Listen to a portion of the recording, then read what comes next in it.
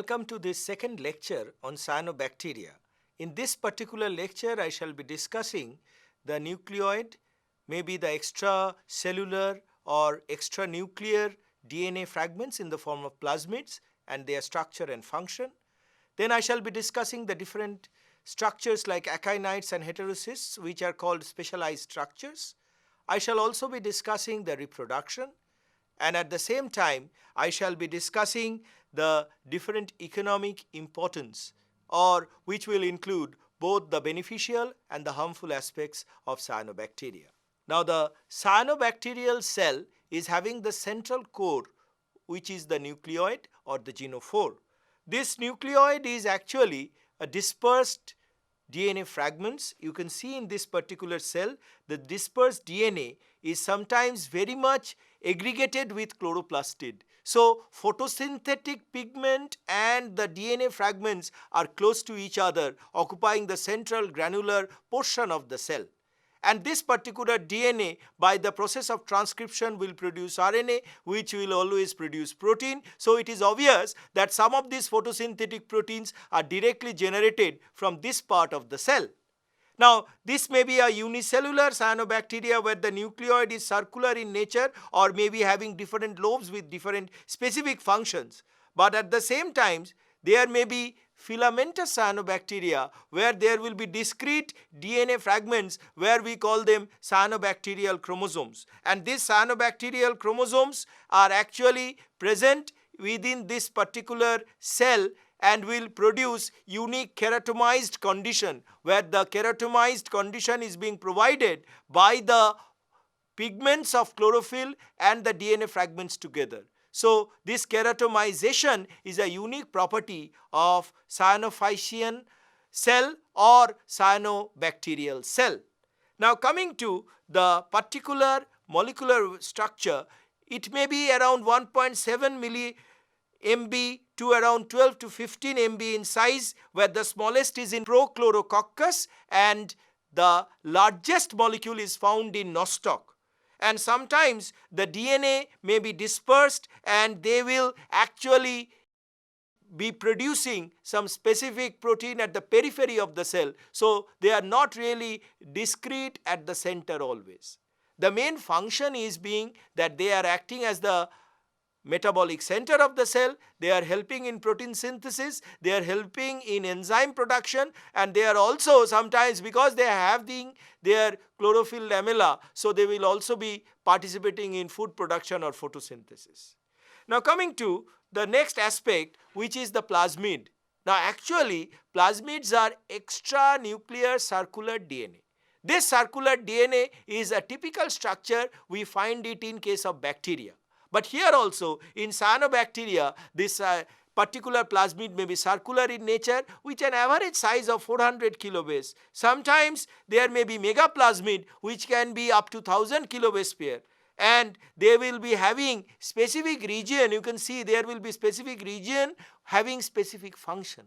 And these regions are origin of replication, or sometimes antibiotic resistant, or sometimes they are producing specific protein, like there is a particular fragment in the name of CNR which is present in Cynobacteria, which is responsible for sulfur sensitivity, and it is producing a 36 kDa protein which is actually helping it to detect sulfur. So that way it will definitely act as an environmental indicator.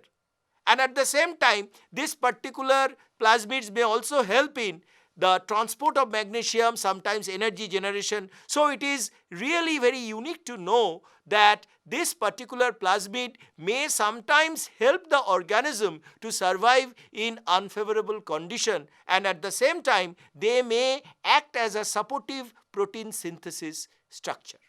Certain members of cyanobacteria which are filamentous in nature will have some specialized structure, and these structures are called acinides and heterocysts. These acinides are definitely oval cells which are thick-walled, and the heterocysts are in between, they are also oval, and usually the heterocysts remain at the center, and on both sides of the heterocysts there will be the acinides. These acinides are basically acting as resting spore, which will allow the organism to survive for a prolonged period When a particular organism is dying in few weeks, maybe 1 to 2 weeks, this presence of acinides can help the organism to survive maybe for 15 months at 4 degrees centigrade, as it is observed in case of Nostocalis. They are actually formed of thickened wall, which will be having cyanophysian granules in the form of polypeptide, in the form of glycogen, and there will be excess nutrients which will be deposited like we store food when the external condition is not very favorable. So the organism is having this unique structure which will help them, which will be helping them to survive in unfavorable condition. The next important structure, as I was telling, is the heterocysts. These heterocysts are basically thickened structure which are oval in nature, and this having cell wall which is also thickened, and they are also having photosynthetic thylakoids in between. But the most important thing is that the heterocyst is having photosynthetic activity, and at the same time it is having nitrogen fixing activity. So naturally it is different from other photosynthetic cells of the cyanobacterial filament.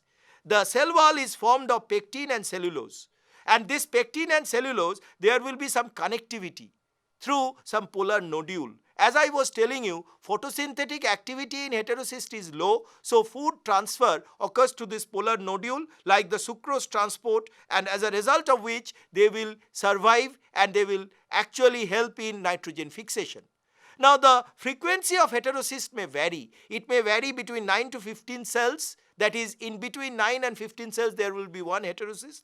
Depending upon necessity, sometimes if there is too less nitrogen in the soil, there will be more heterocyst frequency. And this heterocyst is actually definitely being functional whenever there is nitrogen stress. This nitrogen stress or ammonium stress will activate a particular enzyme, and that is the nitrogenase. So the heterocyst structure is actually maintained by a protein called heten, and this heten will maintain the structure of heterocysts and at the same time will help in nitrogen fixation. Now there is a very unique phenomenon here. The enzyme responsible for nitrogen fixation is nitrogenase, which is actually not functioning in presence of oxygen. So oxygen scavenging action has to be done. So the first thing, because the wall is thick, less oxygen can percolate from outside. But at the same time, you know that the photosynthesis phenomenon in cyanobacteria is oxygenic. So this oxygen will damage the enzyme nitrogenase. So what we see is we will only have the PS1 or photosystem 1 where there will be no oxygen generation. So in this way, oxygen scavenging activity takes place in heterocyst and the organism can survive by fixing nitrogen. Apart from that, they are also helping in electron transport. Apart from that, they are also having some role in akinite formation, though at a later stage, akinite is providing nourishment to the heterocyst. Now we come to the stored food of cyanophysian cell or cyanobacterial cell. This stored food will include the cyanophysian starch. Cyanophysian starch is basically a simple polysaccharide where the hexose units are joined by alpha-1,4 glycoside linkage. So it is very simple structure and it is actually providing starch to the cyanophysian cell or the cyanobacterian cell. Apart from that, there will be another unique structure which you can see, which is commonly called the CPG or cyanophysin granule. This cyanophysin granule is basically another important structure which is formed of protein, and this protein is formed of polyaspartate with arginine side chain, and this particular enzyme which is responsible for CPG synthesis is definitely CPG synthetase, denoted by Borzi way back in 1887. And this particular cyanophysian granule, as you can see the structure, is actually a polypeptide composed of two different amino acid, aspartic acid and arginine. And this particular structure definitely help in nitrogen fixation or will help in the production of other polypeptide used in the synthesis of other enzymes. At the same time, there will be simple polyphosphate chain, and this polyphosphate chain will be stained, dark stained. You can see this dark stained body within the cell commonly seen in Cynobacteria, which is the common polyphosphate chain of cyanobacterial cell. Apart from that, there will be lipid droplets. There will be fatty acid molecules which will constitute lipid droplets, which are also discrete large structure, because lipid will also polymerize and will be deposited, and obviously there will be more lipid droplets when the cyanobacteria is under resting condition. And there will be some other structures like vacuole-like inclusion, but actually these vacuole-like inclusions are not gas vacuoles. It has been proved that these vacuole-like inclusions have been produced from cyanophysian membrane, which will have nitrogenase. So these vacuole-like organelles or vacuole-like structures will be helping in nitrogen fixation, particularly in those organisms belonging to the order Nostocalis. The next important aspect is the photosynthetic activity in cyanobacteria. Cyanobacterial photosynthesis is actually anoxygenic in nature in some part, while it is oxygenic in nature in some other part. What does it indicate? There will be two different photosystems. PS1 is strictly anoxygenic, but PS1 and PS2 when taken together having the non-cyclic photophosphorylation will be oxygenic in nature. Now there are two discrete systems. One is the phycobilin or the phycocyanin and phycoerythrin, and the other one is the chlorophyll A and B system. Actually, you can see in this figure what the phycobilins are doing. They are having different absorption spectra. So naturally they will absorb more light energy in the form of photon particle and will be transferring it to the chlorophyll system, first to the chlorophyll A and then to the other pigments, and as a result of which there will be more energy harnessed, so photosynthetic productivity increases. And at this point where chlorophyll A and B will be there will be breaking down of water producing oxygen. So this part is oxygenic in nature, and the upper part where there is only PS1 is anoxygenic in nature.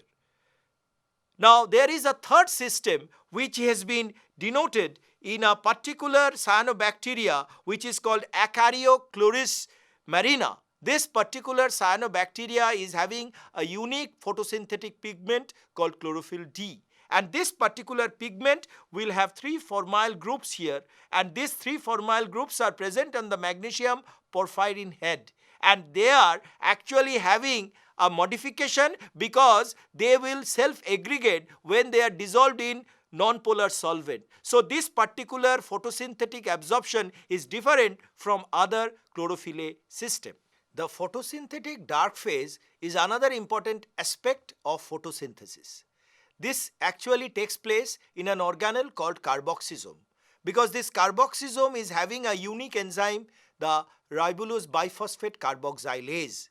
And this particular system is actually being helped by the energy harnessed during light phase during the PS1, PS2 electron transfer. And these energy rich compounds include ATP and reduced NADP. So, like higher plants, the photosynthetic dark phase will have four different part or segment. The first part is carbon dioxide fixation, and it is also called carboxylation. The second part is reduction from acid to aldehyde or phosphoglyceric acid to phosphoglyceraldehyde. The third important step is hexosynthesis. In the form of fructose or glucose it is produced. And the fourth important component is recycling of this particular hexose to produce RUDP again, so that this can be used again. So the photosynthesis activity is very much similar to higher plants in cyanobacterial cell. Now coming to the reproduction of cyanobacteria. Cyanobacteria is without any sexual reproduction. So what we have is only the vegetative reproduction and asexual reproduction. The most important way by which cyanobacteria reproduces is by fission, which is simple. You can see in this slide, in Glyocapsa, which is a unicellular cyanobacteria, they divide by fission or binary fission, but they don't separate. So by fission or repeated fission, they will produce a colony. Another important thing is fragmentation. Fragmentation is that the fragment or the filament which is broken at certain particular location, as you see in Tolipothrics, this hyaline region will break and will produce a new filament. So this is fragmentation. Now, obviously, the newly formed filament is commonly called hormogonians or hormogonia. And this hormogonia in oscillatoria are actually considered to be moving filament, but it is not really moving. It is the protein oscillin which will help them to move around in the water current. Now, coming to the asexual reproduction. Asexual reproduction mostly occurs in the form of different spore, and these spores are commonly called endospore, exospore or nanocytes, etc. Now, this particular cell of Dermocarpa produces a typical rounded cells called biocytes, which are nothing but endospores, and these endospores are of different sizes from small to very big in size. But when this particular filament of chemosiphon, as it is shown, is producing spore, and the spores are coming out from the hyaline region of the filament in the apex, they are called exospores. And coming to a very important structure which is commonly called acynites. Acynites, as I told you in this lecture earlier, they are resting spore. So they may also help the organism to survive during unfavorable condition, and as a result of which they are also termed as a reproductive spore.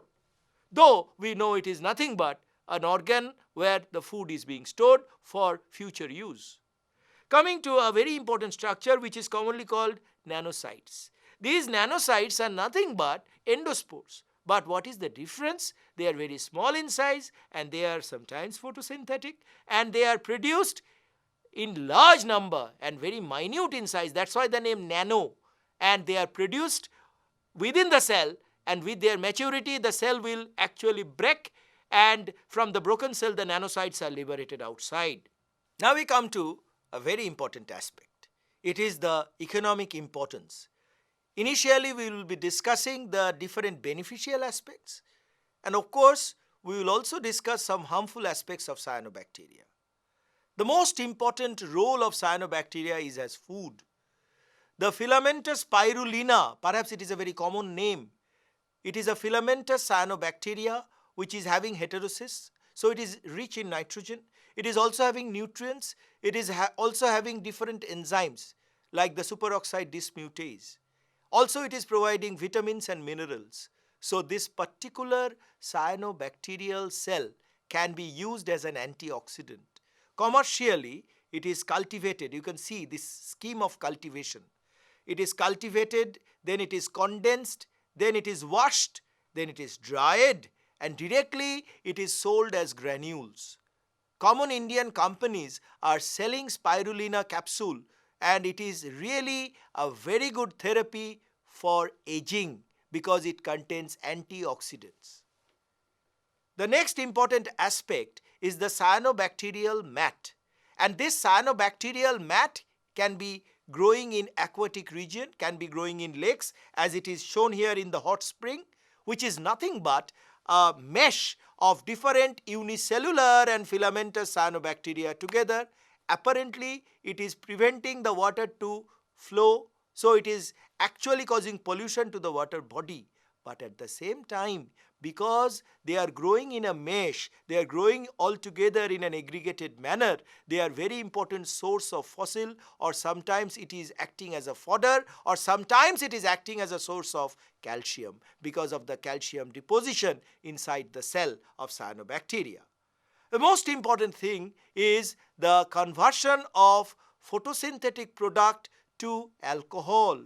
You can see ethanol can be generated by the cyanobacterial cell by anaerobic respiration, as it is shown in this particular schematic diagram. This ethanol actually can be commercially used in the production of power fuel, and there is a company, Alginol in US, where they are growing cyanobacteria inside big poly bags as it is shown, and they are actually evaporated and they are collected separately from an outlet, and they are producing huge amount of ethanol for commercial purpose. Now a very important compound is the curacin A, which is produced by a filamentous cyanobacteria called Lynchbia. This particular compound, the structure is shown here, is actually preventing cell division. So it is called an anti-proliferative compound, may be used in cancer or against cancer. Cyanobacteria may produce a compound as it is shown here, which is commonly called hectochlorine. This hectochlorine is an antifungal compound because it is preventing the fungal cell to replicate. So if a particular cyanobacteria is growing close to a fungal colony, it will prevent the fungus to grow, which can be beneficial for other crop plants. At the same time, because it is preventing the division of eukaryotic cell, it can also be used as an anti-cancer drug. Likewise, another compound called cryptophycin is also destabilizing a filament called tubulin. Now, what is tubulin? Tubulin filament help the cell to divide. So, if the tubulin is destabilized, naturally the divisional rate of the cell will drop down. So, this cryptophycin, as it is obtained from a nostoc filament, will also be used in anti-cancer therapy. Coming to a very important organism which is commonly called the trichodesmium. This trichodesmium is growing in abundance in the Red Sea, and they have accounted for the red color of the Red Sea. It has got twofold importance. Number one, it is providing nitrogen to the particular ecosystem because it is nitrogen fixing, and at the same time they can be directly harnessed from the sea and can be used as animal fodder, which is rich in protein because it has nitrogen fixing ability. Coming to this particular algal filament of Trichodesmium erythraeum, you can see this red color which is fluorescing under fluorescent microscope is because of phycoerythrin red pigment of C. phycoerythrin. And cyanobacteria is growing freely in the soil. It can be fixing nitrogen because it has the unique enzyme nitrogenase. So this cyanobacteria can be sold in packets as biofertilizer. And this biofertilizer can be natural, can be artificial. We can actually take nostoc and anabina in dried condition and apply them to soil directly, which will provide nitrogen to the soil without the toxic component inside the soil. The cyanobacteria is also used in actually combating mosquito. It is very strange, but it is a fact. This actual compound is being generated by a bacteria called Bacillus sphaericus. So Bacillus sphaericus is producing a toxin called BS toxin. Now what scientists have done, the BS toxin producing gene has been transferred through plasmid, because I already told that cyanobacteria can also accept plasmid. So this is transferred to cyanobacteria, which is aquatic in nature. This is the molecule of BS toxin, and the cyanobacteria is capable of producing the BS toxin, which is toxic to the mosquito larva. Now because the cyanobacteria is growing on water body, the mosquito larvae are commonly hatching out of the eggs which are laid on the water body. They are being killed. Now there may be other uses. A common cyanobacteria will be a phytoplankton. So they are very good source of food, protein rich food to the fishes, like the microcystis, this unicellular cyanobacterial cell commonly surviving as phytoplankton will be used as fish food. And as I have already told you, cyanobacteria can also be used as the food for the cattle's a common fodder because of its unique nitrogen enriched condition. We now come to the different harmful aspects of cyanobacteria. Cyanobacteria may actually produce some compounds which are harmful to other organisms. One very important disease is the black band disease of coral. The coral reef may be damaged by the deposition of sulfur dioxide. Now actually sulfur dioxide or hydrogen sulfide is not being produced by the cyanobacteria directly, but this sulfide is being generated by an organism Phoridium, and it is because of the other sulfur reducing bacteria present in that mat this particular coral reefs are getting damaged, and we call this black band disease. At the same time, the cyanobacteria is having the unique pigment phycoerythrin. So they can actually, you can see in this figure, the sea fan, which is a sea creature, is being deposited by cyanobacterial colony, and we have modified the sea fan, and sometimes they may be killed because of the toxin produced. As I was telling, that cyanobacteria is not capable of producing toxin, but some of the cell wall components can produce toxin. Coming to the next important compound, which is cylindrospermine.